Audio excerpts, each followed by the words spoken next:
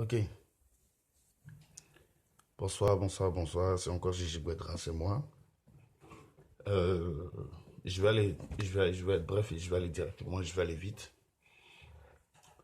Voilà, je compte encore saluer encore une fois de plus encore le prophète Joël Crasso. Voilà, parce qu'il m'a répondu le dimanche. J'ai vu la vidéo, je suis abonné à sa chaîne YouTube. Donc, lorsqu'il y a une nouvelle vidéo, je vois automatiquement la vidéo. J'ai vu la vidéo où il m'a salué, il m'a passé ses bénédictions. J'accepte ses bénédictions. Et dans le nom de Jésus, ces bénédictions vont se réaliser dans ma vie. Et comme on appelle,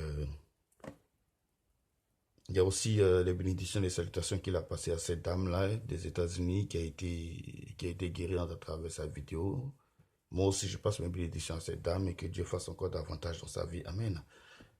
Maintenant, je vais parler d'un truc rapidement. J'ai deux sujets, je vais aller rapidement.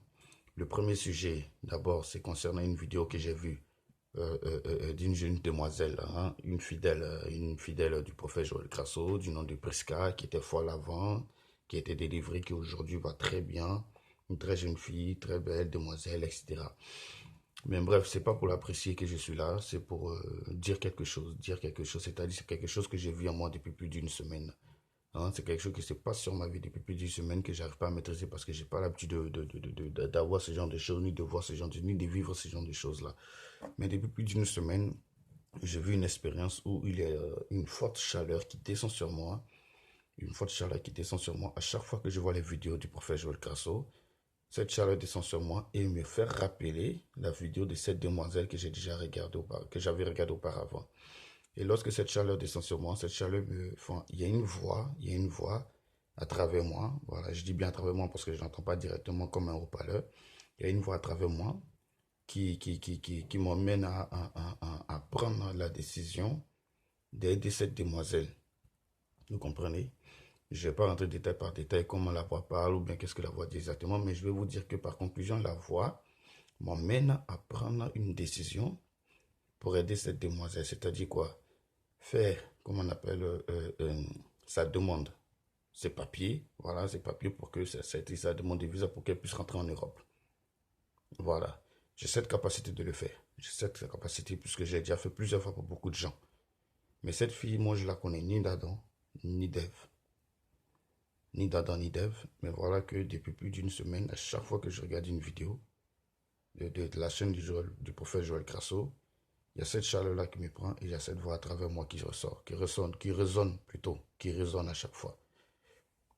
Donc, je vais parler directement au prophète Joël Crasso. Ne vous inquiétez pas, moi, je ne sais pas, pour avoir une deuxième femme, je ne la cherche pas comme femme, je suis déjà marié. Bon, pas légalement, c'est vrai, mais j'ai ma femme, j'ai mes enfants, que j'aime beaucoup, que j'apprécie beaucoup, qui me soutiennent beaucoup dans ma carrière de footballeur. Et ma femme a beaucoup fait pour moi, donc voilà. C'est pas ça mon objectif, mais mon objectif est de pouvoir mettre en pratique, hein, et de pouvoir obéir à ce qui se passe, à cette voix que j'entends là. C'est tout. Je sais que c'est pas le diable parce que le diable peut jamais faire, le diable peut jamais bénir quelqu'un. Vous comprenez un peu? Voilà. Donc, pour faire Joël Crasso, concernant cette demoiselle Prisca, vous pouvez lui passer le message.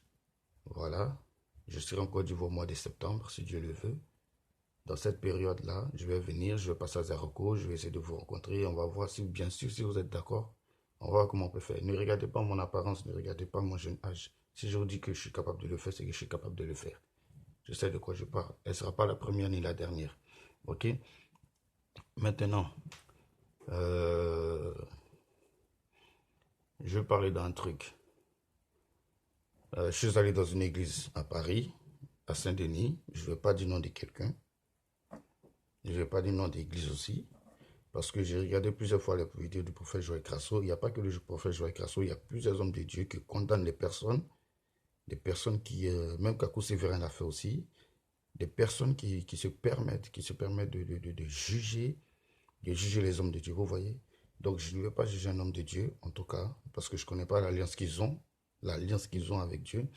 Mais je veux dénoncer quelque chose que je n'arrive pas à trouver normal et que je suis sûr que vous aussi, vous n'allez pas trouver normal. Vous voyez. Dites-moi un instant, où est-ce qu'il y a marqué dans la Bible que l'huile rouge, c'est-à-dire que lorsque vous préparez votre sauce grecque, l'huile rouge qui monte votre par-dessus, que nos vieilles mamans au village enlèvent dessus et gardent dans leur bouteille pour faire leur sauce gombo ou bien mettre sur leur riz couché. Dites-moi dans quel moment de la Bible cette huile-là remplace l'huile d'onction. Oui, oui, oui. Dites-moi. Parce que j'ai vu dans une église où on a pris l'huile rouge pour remplacer l'huile d'onction, faire des prières et verser sur la tête des gens comme l'huile d'onction, dans les mains, etc. Dites-moi. Et le gars finit, on met l'huile dans sa main, il fait comme ça, il met sur son visage, tout son visage est rempli d'huile rouge. Vous voyez comment c'est stupide? Son visage est rempli d'huile rouge sur ses habits. Il marche comme ça dans les rues de Paris, il s'en va, il est fier. Sinon, lui, il a la foi en Dieu.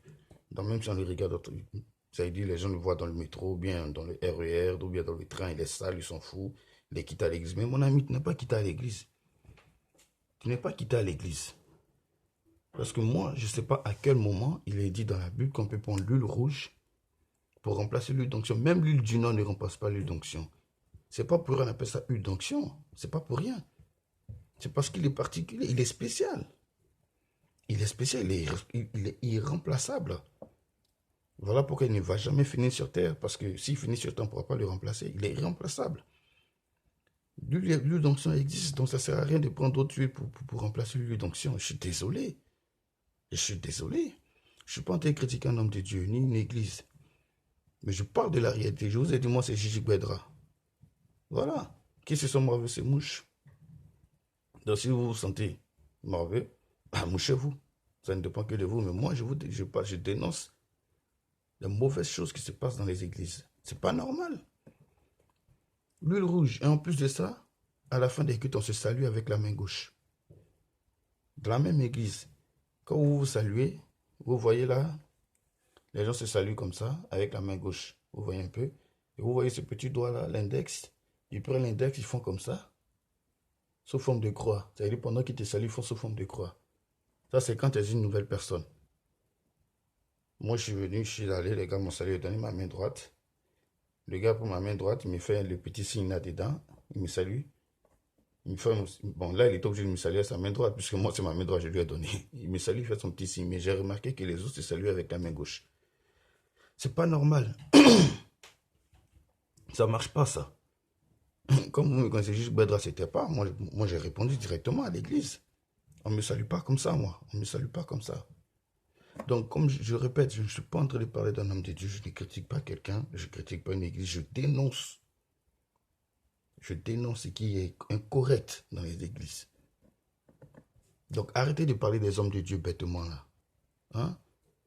Vous-même, vous voyez ce qui se passe dans vos églises qui ne sont pas correctes. Au lieu de corriger ça, vous ne corrigez pas ça.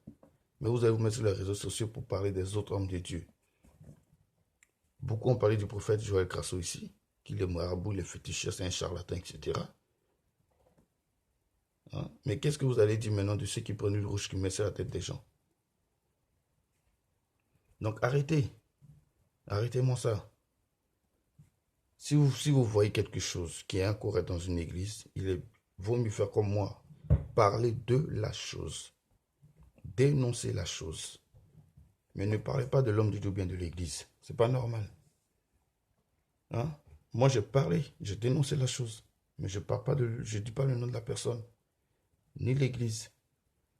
Si ça va trop loin.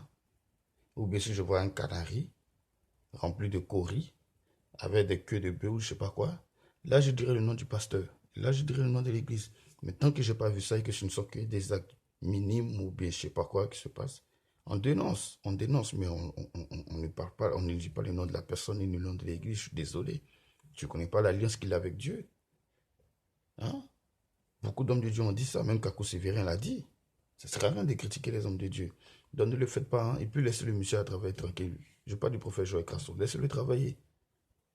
Laissez-le travailler. Une petite parenthèse. Et puis je vous laisse. Un féticheur ou un sorcier ne peut jamais dénoncer les œuvres du diable. Sachez-le. Ne pourra jamais dénoncer les œuvres du diable. Un féticheur ou bien un sorcier ne pourra jamais le faire. Contrairement à un homme de Dieu. C'est-à-dire que si un homme de Dieu fait des fétiches, il va peut-être utiliser le nom de Jésus, mais il ne pourra jamais dénoncer les œuvres du diable. Ce n'est pas possible. Donc si le prophète Joël Crasso était féticheur, On n'allait pas connaître les secrets de la sorcellerie, il y a beaucoup de choses qu'on n'allait pas connaître. Donc, s'il vous plaît, taisez-vous un peu, fermez-la et puis apprenez. Hein. Sur ce ciao ciao, c'était Gigi Bedra. On s'attrape, prophète. On est en septembre. Je, je vous contacterai et puis on causera. Merci, ciao, ciao, c'était Gigi Bedra. Je répète encore, c'est pas pour me faire voir, c'est pas pour quoi que ce soit. C'est parce que depuis plus d'une semaine, je vous dis là, maintenant les 4 heures passées, depuis plus d'une semaine, je ressens cette chaleur-là en moi. Quand je dis une chaleur, je parle d'une chaleur physique, une chaleur jusqu'à ce que je transpire. Et j'entends cette voix à l'intérieur de moi. Voilà pourquoi je me suis permis de faire cette vidéo. Sinon, je n'allais jamais le faire. Allez, ciao. Merci.